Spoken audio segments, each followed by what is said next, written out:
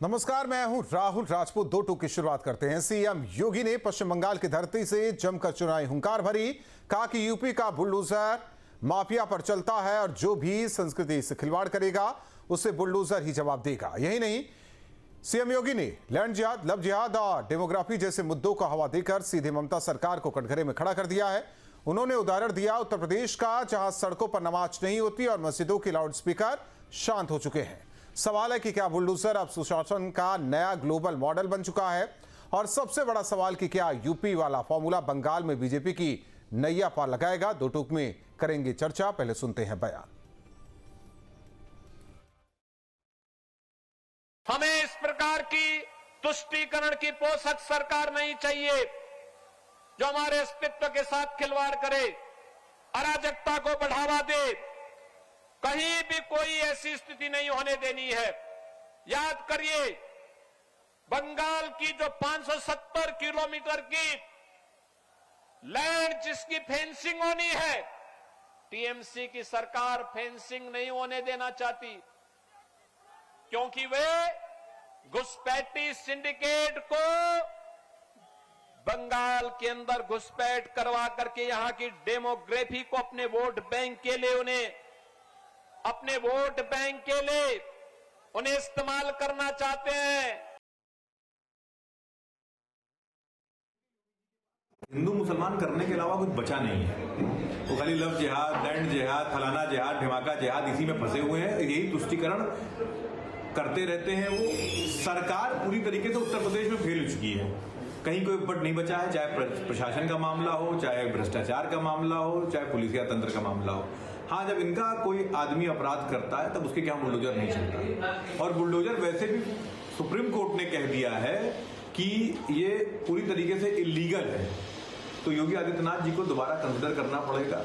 बंगाल के चुनाव में योगी आदित्यनाथ उत्तर प्रदेश के मुख्यमंत्री एक से एक झूठ, एक से एक जुमले परोस रहे हैं। वहां पे बुलडोजर की जो व्याख्या दी जा रही है, उत्तर प्रदेश में जिस प्रकार से माफियाओं को समाप्त करने की बात कर रहे हैं, हर जिले में एक सजातीय माफियाओं को संरक्षण देकर के पूरी तरह से संरक्षित माफियाओं का गिरोह संचालित किया जा रहा है। जिस प्रकार से बुलडोजर की बात करते हैं, चुन चुनकर पिक एंड चूज पॉलिसी को अपना करके केवल और केवल ब्राह्मण, यादव और मुसलमान लोगों पर बुलडोजर चलाने का काम हो रहा है। अब तो मेरठ में उन व्यापारियों पर भी बुलडोजर चलाया जा रहा है जो कभी भाजपा के साथ भाजपा के नारों को बुलंद किए जा रहे थे। सबसे बड़ी बात यह है कि बंगाल चुनाव में भाजपा ने झूठों की एक लंबी फेहरिस्त खड़ी कर दी है। योगी आदित्यनाथ सदी के सबसे झूठे मुख्यमंत्री साबित हो रहे हैं। लगता है योगी आदित्यनाथ जी हमारे स्टार प्रचारक हैं और भारतीय जनता पार्टी के कुछ चुनिंदा स्टार प्रचारकों में वो हैं। और कानून और व्यवस्था एक ऐसा बड़ा आभूषण है इस सरकार का कि जिसको हर सरकार पहनने की कोशिश करती है। और जहां भी हम कहते हैं कि हम सरकार बनाएंगे, इस आभूषण को सबको दिखाते हैं कि ऐसी सरकार बनेगी जो कानून व्यवस्था में अव्वल साबित होगी। और जो कानून व्यवस्था तोड़ने के काम करते थे, चाहे माफिया हो, चाहे सार्वजनिक अवमानना उल्लंघन करने के काम हो, चाहे सड़कों पे दंगा करने के काम हो, और चाहे किसी जमात के द्वारा सड़क घेर लेने का काम हो, चाहे माफिया के द्वारा कहीं अवैध कब्जा कर लेने का काम हो, वो हर काम उत्तर प्रदेश में समाप्त हो चुका है।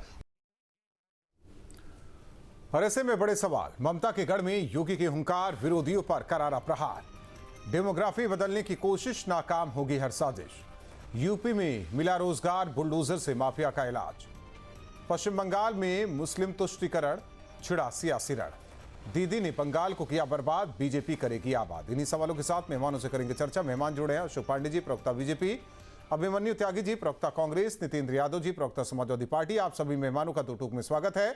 अशोक पांडे जी, यूपी मॉडल चल पाएगा क्या पश्चिम बंगाल में?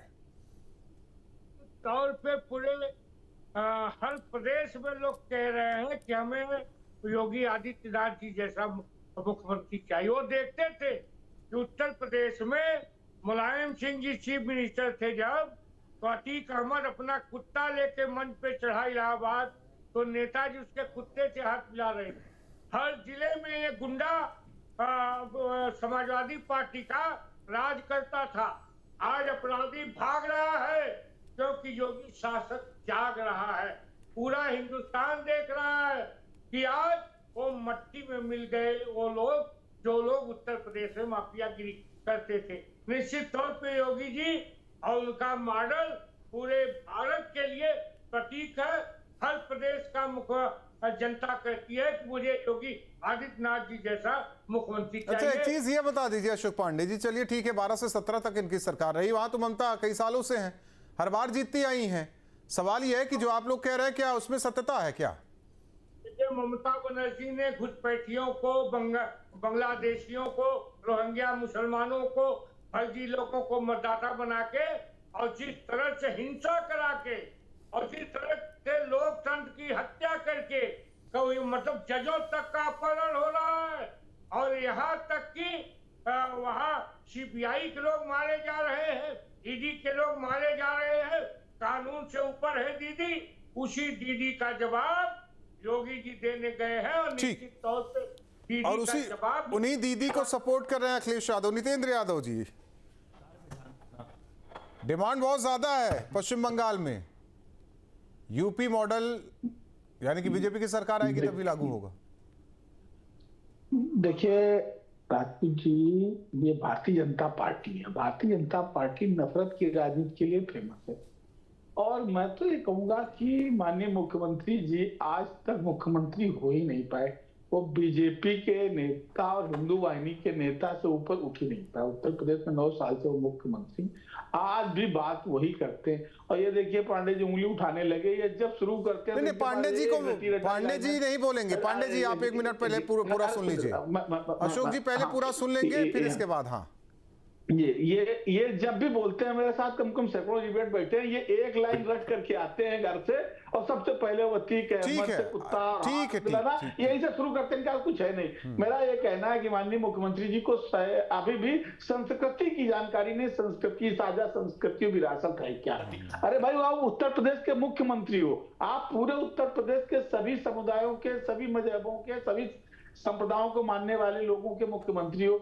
आप कहते हो संस्कृति पे हमला। संस्कृति पे हमला क्या है? आप ये जिस तरीके की बातें कर रहे हैं, हर प्रदेश, उत्तर प्रदेश के हर जिले में टॉप 10 माफियाओं की हम लोग लगातार मांग कर रहे हैं कि आप एक सूची जारी कर दो। ये आज तक सरकार से नहीं हो पाया कि उत्तर प्रदेश के टॉप 10 माफियाओं की सूची जारी कर दे और इनका बुलडोजर चिन्हित होकर चलता है। अभी कानपुर के बिल्लौर थाना क्षेत्र, शिवराजपुर थाना क्षेत्र में एक लड़की बनारस से आ गई भटकते हुए और उसने एक लड़के से, भाजपा का नेता था, उससे पूछा कि आके हमें रूम मिल जाएगा। उसने ले जाकर के अपना वो हॉस्टल चलाता था वहां ले गया, उसके साथ बलात्कार किया और बलात्कार करने के बाद जो उसकी दशा की 3 दोस्तों से बलात्कार करवाया। आज तक ना बुलडोजर चला उनके घरों में और ना उनके पैर में गोली मारी गई, क्योंकि वो मुख्यमंत्री जी के सजाती हैं। सचेंडी थाने में लड़का बलात्कार करता है, बलात्कार करने के बाद गला दबा के उसकी लड़की की हत्या करता है, नाबालिग लड़की, उसको खोद के गाड़ देता है। वो चूंकि मुख्यमंत्री है, वहां के स्थानीय विधायक के सजाती और उनके लोग हैं, उनके यहाँ ना बुलडोजर चलेगा ना हाफ एनकाउंटर होगा। तो ये भारतीय जनता पार्टी बनारस में एनकाउंटर नहीं होंगे। ये जो भी सजाती ये चिन्हित करके काम करते हैं। ये संस्कृति की बात करने वाले लोग, ये उत्तर प्रदेश को विकास में विनाश के रास्ते पर ले जाना है। आज काला धब्बा हो गया है। उत्तर प्रदेश अपराध की पृष्ठभूमि बन गई है। दिल्ली अखबारों में आप देखिए उठा करके, ऐसा कोई दिन नहीं जाता जिस दिन बलात्कार, लूट और छिनैती की घटनाएं ना होती हूं प्रमुखता से।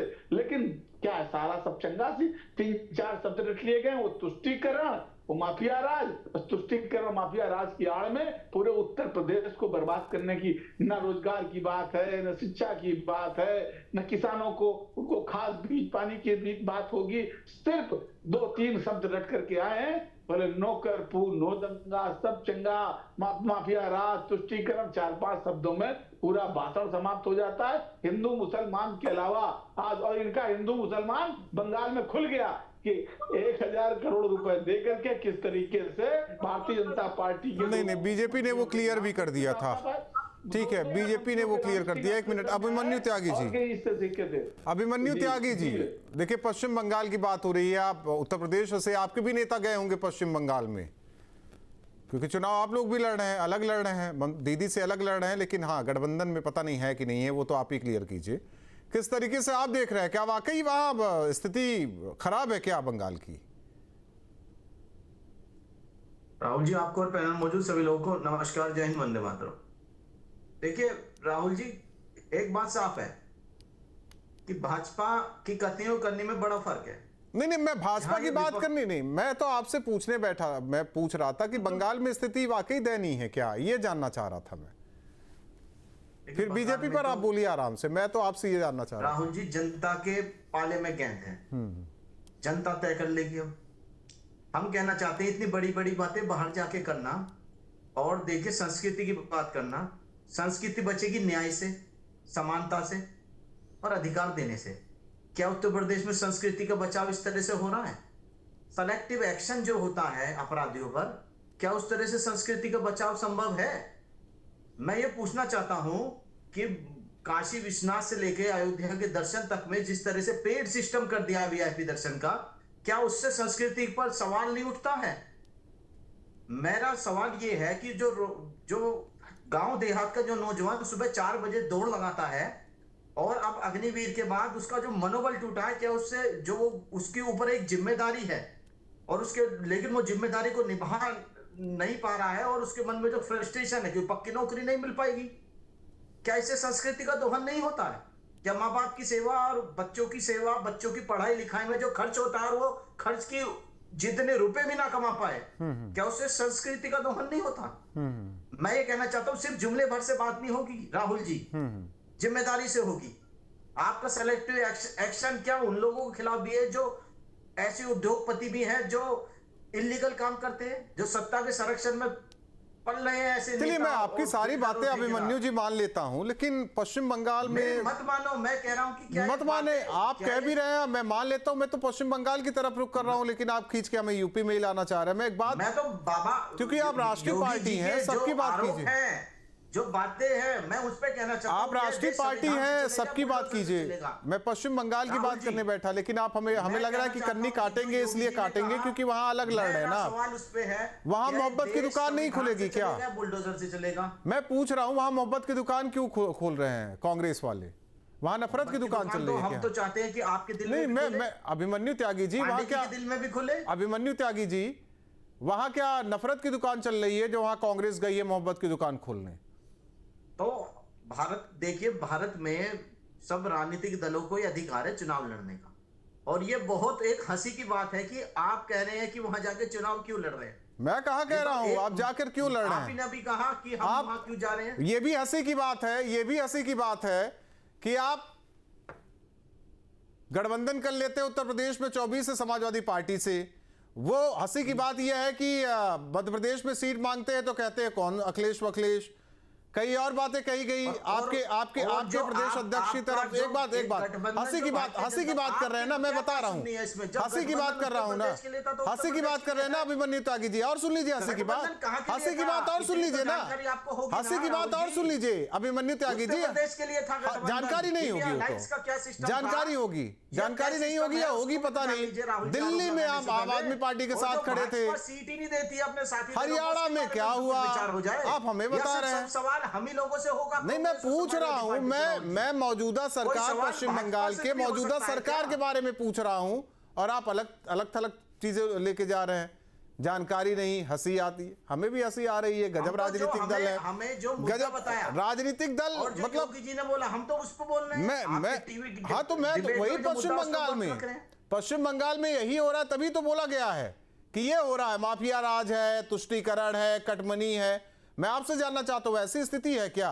यही तो जानना चाह रहा था, आप जवाब नहीं दे पा रहे हैं। मैंने कहा, देखिए राहुल जी, भाजपा हिंदू मुसलमान, भारत पाकिस्तान, मंदिर मस्जिद के मुद्दे पे चुनाव लड़ती है।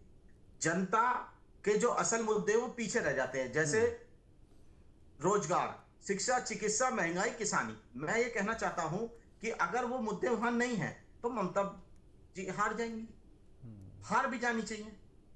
और अगर हिंदू मुसलमान, ये जो भारत पाकिस्तान का मुद्दा है, जो असल मुद्दे जो साइड में हो जाते हैं, ये मैं मान लेता हूं बीजेपी के अलग मुद्दे हैं, बीजेपी के अलग मुद्दे हैं, लेकिन मैं जानना चाहता हूं कि कांग्रेस किन मुद्दों के साथ है पश्चिम बंगाल में, ये जानना चाह रहा हूं। हम तो देखिए, हम तो जो जनता के मुद्दे हैं राहुल जी, चिकित्सा, शिक्षा, महंगाई, और महंगाई ना हो, रोजगार बढ़े, हमारे तो मुद्दे पूरे देश भर में ये हैं। हम तो कभी भावनाओं को नहीं भड़काते राहुल जी। नहीं, पूरे देश में नहीं था, क्योंकि मुद्दा ये है। बाय डिफॉल्ट मुद्दा है संविधान का मुद्दा। हाँ, जो संविधान में लिखा वही कांग्रेस की आत्मा है। नहीं, पता नहीं वहां वो दिखाया जा रहा है कि नहीं संविधान बदला जाएगा या संविधान है नहीं, संविधान का दोहन हो रहा है, संवैधानिक अधिकारों का दोहन हो रहा है। भाजपा के साथ ही देना, अगर संविधान को खतरा है, वहां की बात कर रहे हैं, पश्चिम बंगाल की बात कर रहे हैं। तो राहुल जी ये सवाल तो आपको भाजपा से पूछना चाहिए। पश्चिम बंगाल हंसी इस बात की है कि आप भी तय करते हैं कि मुझे सवाल किससे पूछना है, किससे नहीं। हंसी इस बात की भी है, हंसी इस बात पर भी आ रही है आपकी बातों पर। मुझे भाजपा का जवाब नहीं देंगे, वही कह रहे हैं ना अभिमन्यु त्यागी जी। हंसी इस बात पर आ रही कि आप तय करेंगे मुझे कौन सा सवाल करना है, कौन नहीं करना है, लेकिन हंसी इस पर नहीं आ रही है कि मैं जो सवाल कर रहा हूं उसका जवाब कैसे आपको देना है। इस पर भी हंस लीजिए ना, भाजपा जवाब दे, इस पे भी हंस लीजिए। आदरणीय बड़े अशोक मैं बोल रहा हूं अशोक पांडे जी, अशोक पांडे जी, आप लोग हिंदू मुस्लिम के अलावा कुछ नहीं करते। देखिए समाजवादी पार्टी लोहिया जी को मानने वाली, जनेश्वर मिश्रा जी को मानने वाली, उनके लिए राम, उनके लिए महादेव, उनके लिए विष्णु जी वही सबसे बड़े थे। अब पता नहीं कौन बड़ा है ये हम नहीं जानते। और दूसरी ओर गांधीवादी, गांधी जी तो बाद में एक धोती पर ही चलने लगे, पूरे देश का भ्रमण करने लगे, देख रहे थे। ये गांधीवादी वो हिंदू मुस्लिम नहीं उन्होंने कभी किया। समाज को एकजुट बनाने की हमेशा उनकी कोशिश थी। आप क्यों नफरत फैला रहे हैं, क्यों तोड़ रहे हैं उसको? देखिए आपको बता अब नहीं मैं एक मिनट अशोक जी, अब सवाल ठीक है ना अभिमन्यु जी, यही पूछना था ना। मैंने सिर्फ ये कहा रहा हूं। नहीं मैं यही कह, हमारे सवाल भाजपा से मैं वही पूछ रहा हूं उनसे कि हिंदू मुस्लिम क्यों कर रहे हैं वो। अशोक पांडे जी वो जवाब, हाँ वही, ये सवाल ठीक है ना कि हिंदू मुस्लिम क्यों कर रहे हैं वो, आप लोग नहीं करते। आपका सवाल है, देखिए आपका मेरा सवाल हो गया, अभी पूछ रहे थे। अशोक पांडे जी जवाब दीजिए। ये नेताओं की आदत होती है पलट जाना, तुरंत पलट जाना।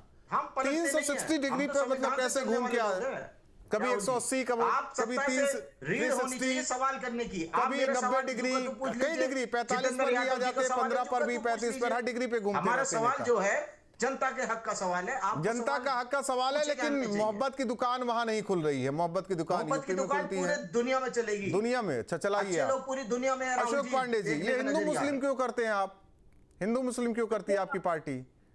देखिए आपको बता दें कि जिस लोहिया का नाम इन लोगों ने लिया, डॉक्टर लोहिया कहते थे पूरा समाज हमारा पूरा समाज, देश हमारा समाज है, पूरा समाज हमारा परिवार है।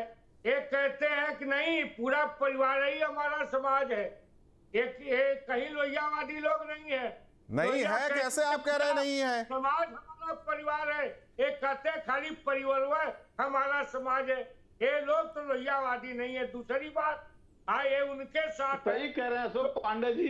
ये जो हम लोग 46 सीटें जीत करके आए हैं, 43 सीटें उत्तर प्रदेश में जीती, वो हमारा परिवार नहीं है, वो बीजेपी का परिवार है। ये जो हम लोग उत्तर प्रदेश में लोकसभा की 43 सीटें जीते हैं, वो हमारे परिवार नहीं है, वो सिर्फ बीजेपी का परिवार है। बनाती है राहुल जी ऐसे नॉन स्टाफ बुलवाते हो, ये लोग बिल्कुल नॉनसेंस बातें करते हैं। डॉक्टर लोहिया कहते थे संसोपा ने बांधी गांठ, 100 में पिछड़े पांव में 60। भारतीय जनता पार्टी कहाँ है 80-20 का नारा देने वाली? 80-20 का नारा देने वाली भाजपा कहाँ है? डॉक्टर लोहिया कहते थे संसोपा ने बांधी गांठ, 100 में पिछड़े पांव में 60। आप डॉक्टर लोहिया की बात करोगे?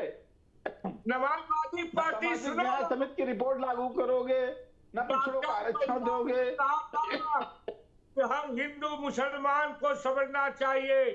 बाबर, गजनी और गोरी हमलावर और लुटेरे थे। शेरशाह सूरी, रजिया खान हमारे पुरखे थे। ये रस खान को नहीं मानेंगे, ये रहमान डकैत को मारने वाले लोग हैं। नहीं, ऐसा नहीं, को नहीं मानेंगे, रहमान डकैत को मानने वाले लोग हैं। ये लोहिया की बात, आजादी की लड़ाई में कहाँ थे? ये घुसपैठियों को मतदाता बनाएंगे, बांग्लादेशियों को बनाएंगे, ये रोहिंग्या मुसलमानों को मतदाता तुझे मौका दीजिए तो साथ जुड़ जाएंगे। दीदी भले स्टूल पर बैठा है, लेकिन दीदी के साथ इंडी गठबंधन में रहेंगे। नहीं, वहां चुनाव नहीं लड़ना है, वो सपोर्ट कर रहे हैं। राहुल जी बोलिए। इतनी लंबी लंबी कहानी अशोक पांडे जी बता रहे थे। डॉक्टर लोहिया कहते थे संसोपा ने बांधी गांठ, 100 में पिछड़े पांव में 60। भाजपा उनके साथ खड़ी है। अरे चुप करो जी, अरे चुप करो, नॉनसेंस क्यों नॉन स्टॉप बोलते हो? न तुम्हारी आवाज जाएगी, न दूसरों की आवाज सुनेंगे लोग। अरे क्या बोलने के लिए भाजपा ये पागलपन क्यों करवाती है? भाजपा में पागल प्रवक्ता है क्या? मेरा परिवार प्रवक्ता है भाई। मैं नहीं, एक मिनट नितेंद्र जी ऐसे मत बोलिए, ऐसे वर्ड मत इस्तेमाल कीजिए। अब अभी तक बोल रहे थे नहीं, लेकिन ऐसे शब्दों का इस्तेमाल मत कीजिए, मैं चुप करा रहा हूं ना। ऐसे शब्दों का इस्तेमाल मत कीजिए। राहुल जी, उम्र का भी इलाज कीजिए। एक मिनट अशोक पांडे जी जरा शांत रहिए, लेकिन आपसे गुजारिश है कम से कम ऐसे शब्दों का इस्तेमाल ना करें ना असंसदीय। ठीक है राहुल जी, कोई नई चीज बोले तो ठीक है, एक ही शब्द बार बार नॉन स्टॉप रिकॉर्ड के तरीके बजेगा, अच्छा नहीं होता ना। एक मिनट अशोक पांडे का ऑडियो को डाउन करें पीसीआर प्लीज। हाँ बोलिए नितेंद्र जी। हमने कहा डॉक्टर लोहिया की विचारधारा की बात करेंगे। डॉक्टर लोहिया लाहौर की जेल में बंद थे, बर्फ की सिल्लियों में लिटाए गए थे, उनके नाखून खींचे गए थे प्लास से। भारतीय जनता पार्टी के पूरे इतिहास में कोई पुरखा है जो आजादी के आंदोलन में की लड़ाई में कहीं हिस्सेदार रहा हो? ये सब तो अंग्रेजों की मुखबिरी करने वाले लोग, ये डॉक्टर लोहिया से बराबरी करेंगे? अरे हम लोहिया के सिद्धांत, डॉक्टर लोहिया की विचारधारा की बात हो रही है, उनके विचार की बात हो रही है, उनके व्यक्तित्व की बात नहीं कर रहे हम लोग, चर्चा नहीं कर रहे। मैं उसी पे बात कर रहा हूँ। डॉक्टर लोहिया ने कहा संसोपा ने बांधी गांठ, सौ में पिछड़े पांव में साठ। आज जो पीडीए है क्या है? पीडीए उसी विचारधारा मैं नितेंद्र जी मैं राहुल जी हाँ मैं समझ रहा हूँ नितेंद्र जी, लेकिन इसमें कुछ कहना चाहता हूँ, पूरा एक सेंटर कुछ कहना चाहता हूँ। डॉक्टर लोहिया, हाँ बिल्कुल आपकी सुनूंगा। डॉक्टर लोहिया कहते थे दवा पढ़ाई मुफ्ती और रोटी कपड़ा सस्ता हो। ये समाजवादी पार्टी ने करके दिखाया। जब समाजवादी पार्टी की सरकार आई, हमने अस्पतालों का पर्चा 1 रुपए में करने का काम किया, हमने फ्री इलाज करने का काम किया, फ्री पढ़ाई 1 से लेकर कक्षा 12 तक सारी फीस माफ करने का काम किया। ये तो किताबें बेच रहे हैं बाजार में, ये निःशुल्क वितरण की जो किताबें आरटी की छपी हैं, ये बाजार में 4 रुपए किलो कबाड़ी को बेच रहे हैं। ये बात करेंगे डॉक्टर लोहिया की, ये उनकी विचारधारा की बात करेंगे। अब आप सवाल नहीं वो कह रहे हैं कि ये समाजवाद लोहिया वाला नहीं है अभी जो चल रहा है, ये सैफई का समाजवाद है। अच्छा, और इनका बटेसर का समाजवाद होगा। इन भारतीय जनसंघ जो बटेसर से चली थी, बटेसर का आगरा की गजेस्टर में आज भी दर्ज है कि क्या इतिहास रहा इन लोगों का। ये कौन से जनसंघ की बात कर रहे हैं? कौन से आरएसएस की विचारधारा जो अंग्रेजों के तलवे चाटते थे, जो भारतीय संविधान को नहीं मानते, जो तिरंगा झंडा को नहीं मानते, ये उस विचारधारा वाले लोग हैं जो पूरे टाइम देश के बांटने की बात करते हैं। ये पूरे टाइम जो देश में नितेंद्र यादव जी एक चीज आपने बहुत अच्छी कही, सीखेंगे क्या समाजवाद? लोहिया जी की बात करते करते एक अच्छी चीज कही, क्या वो 100 हिस्सा 100 का पाया 60 वाला, तो एक आरोप आप पर लगता है कि देखिए संसोपा ने बांधी गांठ, 100 में पिछड़े पांव में साठ। इनसे पूछ लो अभी। नहीं नितेंद्र जी एक आरोप लगता है, ये भी आरोप लगा कि जब सरकार थी तो जो प्रमोशन में आरक्षण था वो आप सब मार गए। नहीं, सवाल ही नहीं उठता है। मैं यही तो कहता हूं कि ये परसेप्शन जो भाजपा चलाती, ये बताइए राजपूत जी, आप तो अच्छे पत्रकार हैं, इन्होंने परसेप्शन चलाया था कि ऊपर की सारी टॉप 10 सीटों पर एक जात के अधिकारी बैठे हैं। तीसरे दिन हमारे महासचिव आदरणीय रामगोपाल जी ने सूची जारी की थी, एक सिंगल नेक यादव नहीं था। अब बताइए क्या करें? ये लोग तो झूठ बोलने की मशीन है। ये तो कहते 46 में 56, ये तो 46 में 56 बता देते। 86 में था कि 46 में था? अभिमन्यु मुख्यमंत्री अभिमन्यु त्यागी जी राजपूत जी नहीं मैं अभिमन्यु त्यागी जी से अब उत्तर प्रदेश की बात करता हूं। ठीक है 24 में या हम कहे इससे पहले 2 बार यूपी की सरकार में ठीक सीट निकली लोकसभा की, लेकिन विधानसभा में क्या हो गया? 89 के बाद से ऐसी स्थिति बनी हुई है कि आज तक फल फूल नहीं पा रहे हैं आप लोग, और चर्चा कहते हैं कि भरपूर होनी चाहिए, मोहब्बत की दुकान हर गली में खुलनी चाहिए, ये एक भी दुकान नहीं खुल पाई, ऐसा क्यों है? देखिए राहुल जी, अब हम संगठन पे अपने काम कर रहे हैं। इससे पूर्व में हमारे गठबंधन की राजनीति रही। गठबंधन में जो कार्यकर्ता था वो देखिए मूव करता है, और जो हिंदू मुसलमान की जो राजनीति जो भारतीय जनता पार्टी द्वारा की गई, जनता को असल मुद्दे समझ में नहीं आए, और जो भाजपा के जो मुद्दे थे, भारत पाकिस्तान मंदिर मस्जिद, वो ज्यादा समझ में आए। लेकिन जनता असल मुद्दों की तरफ फिर लौट रही है, और हमारी केंद्र में 2014 तक सरकार रही, हमने जो काम किया, अब लोग मनमोहन सिंह जी को याद करने लगे हैं, क्योंकि देश किस तरह से आगे बढ़ेगा, ये कांग्रेस ने देश जो है, आज जो देश जो बनाया वो कांग्रेस पार्टी की देन है, वो सब लोगों के सामने।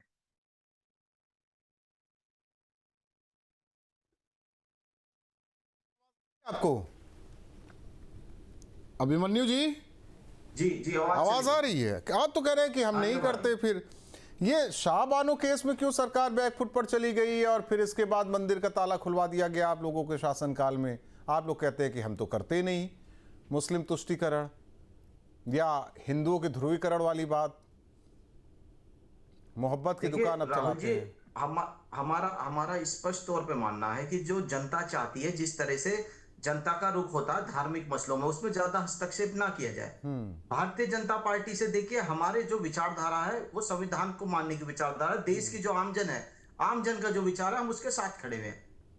भाजपा क्या करती है कि भाई को भाई से, पांडे जी मैं अपनी बात पूरी कर लूं, भाई को भाई से लड़ाने का काम करती है।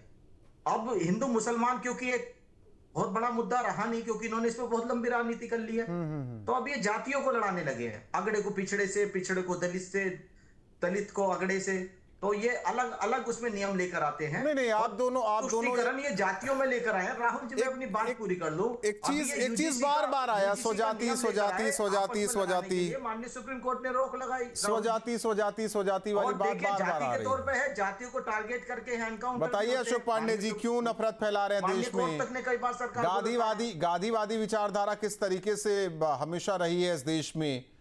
लोहिया जी की तो बात हो रही है, जनेश्वर जी की बात हो ही रही है। ये पूरा प्रदेश देख रहा था, देश देख रहा था कि चाचा भतीजे को कौन लड़ा रहा था। अखिलेश अपने पिताजी को बेइज्जत किस तरह से मंच पर कर रहे थे, ये जनता देखती है। जोशी जी बेचारे क्यों भूल जाते हो? मोदी जी, अडानी जी, जोशी को मंच से भगा दिए। ये बड़े बात करते हो पांडे जी? जब चाचा भतीजे में नहीं पटी, अपने पिता को अखिलेश ने बेइज्जत करने का काम किया। चाचा जी भाग के दूसरी पार्टी बना लिए थे। ये लोग नहीं, अब तो परिवार एक है ना, अब तो परिवार एक है ना अशोक जी। प्रेम की बात करते हैं नेताजी सीधे सीधे इलाहाबाद में अतीक के कुत्ते से हाथ मिला रहे थे, वो फोटो इनको दिखा दीजिए। ये लोग मूर्ख बनाने का काम कर रहे थे और अब जनता मूर्ख बनने वाली नहीं है। नेताजी पशु प्रेमी थे, मसाला नहीं है अशोक जी। नेताजी पशु प्रेमी थे तो इतनी मतलब क्या हो गया, दिक्कत क्यों हो गई? पशु प्रेमी थे। उत्तर प्रदेश का मुख्यमंत्री अतीक अहमद के कुत्ते से हाथ मिला रहा था। जब सरकार लड़ती है, ये बहुत बड़े कुछ है नहीं के पास। चलिए, बहुत बहुत धन्यवाद आप तीनों मेहमानों का दो टूक में जुड़ने के लिए। अब से डीडी फ्री डिश की चैनल नंबर 57 पर देखिए न्यूज नेशन।